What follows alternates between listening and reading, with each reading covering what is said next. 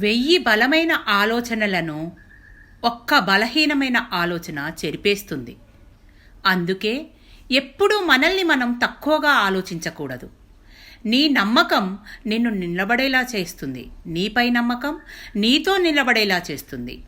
మనిషి పుట్టాక భయం పుట్టింది, కానీ భయం పుట్టాక మనిషి పుట్టలే. ప్రతి సమస్యకి ఓ పరిష్కారం ఉన్నట్టు భయానికి కూడా భరోసా ఉంటుంది. నీకు కావలసిన దాని గురించి నీకు తప్ప ఈ ప్రపంచంలో ఎవ్వరికీ పూర్తిగా తెలియదు, చివరికి ఆ దేవుడికి కూడా. అందుకే అడిగిన ప్రతి ఒక్కడికి సమాధానం చెప్పుకుంటూ రావడం అనేది మార్చుకో. జీవితంలో అనుకోకుండా కాంప్రమైజ్ అవ్వాల్సి వస్తే అది నీ తలరాత అనుకోవాలి. కాంప్రమైజ్ అవ్వాలని నువ్వే అనేసుకుంటే అది నీ చేతకాక అనుకోవాలి. మాటకారిని నమ్మినట్టు చేసి చూపించేవారిని నమ్మదు ఈ లోకం. ఓపిక చాలా విలువైనది. నువ్వు ఎంత ఓర్చుకుంటే జీవితంలో అంత ఎత్తుకు ఎదుగుతావు. ఆకాశమంత ప్రేమ ఉంటే సరిపోదు, అనువంత అర్థం చేసుకునే మనసుండాలి. సముద్రమంత సంపద ఉంటే సరిపోదు, సమయానికి సాయం చేసే గుణం ఉండాలి. మనకి ఎంత ఉన్నది అన్నది ముఖ్యం కాదు, మనకి ఉన్నదాంతో మనమెంత సుఖంగా సంతోషంగా ఉన్నాం అన్నదే ముఖ్యం.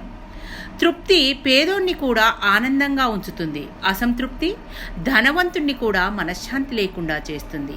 తగిలిన ప్రతి గాయాన్ని జ్ఞాపకంగా పెట్టుకుంటే అది బాధ.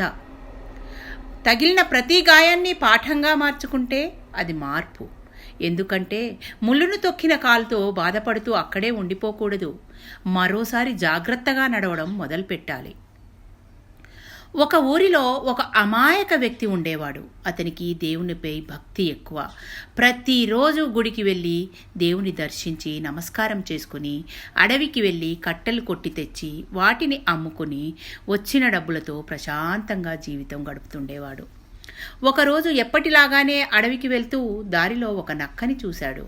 ఆ నక్కకి 2 కాళ్ళు లేవు. నక్క దేకుతూ వెళ్ళి ఒక చెట్టు కింద కూర్చుంది. ఆ సమయంలో అక్కడికి ఒక పులి వచ్చింది. ఆ పులిని చూసి అతడు చెట్టు వెనక్కి వెళ్ళి ఏం జరుగుతుందో అని గమనిస్తూ ఉన్నాడు.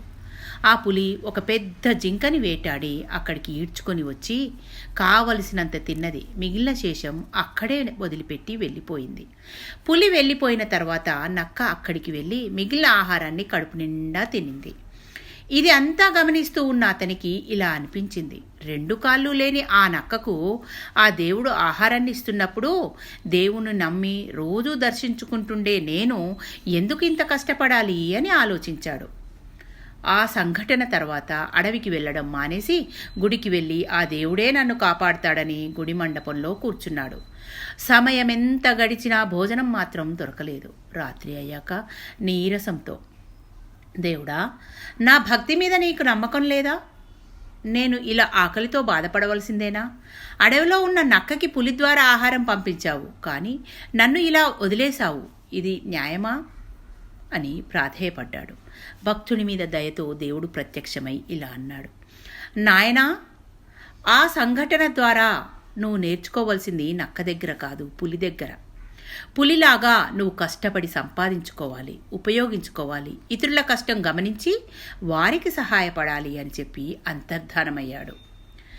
మనం ఎవ్వరి దగ్గర నుంచి ఏం నేర్చుకోవాలి అనేది మనకు మాత్రమే భగవంతుడు ఇచ్చిన బుద్ధితో ఆలోచన చేసి మనమే నిర్ణయం తీసుకోవాలి. మనందరికీ భగవంతుడు సద్బుద్ధి ప్రసాదించుగాక. Thank you. మీ పద్మజ.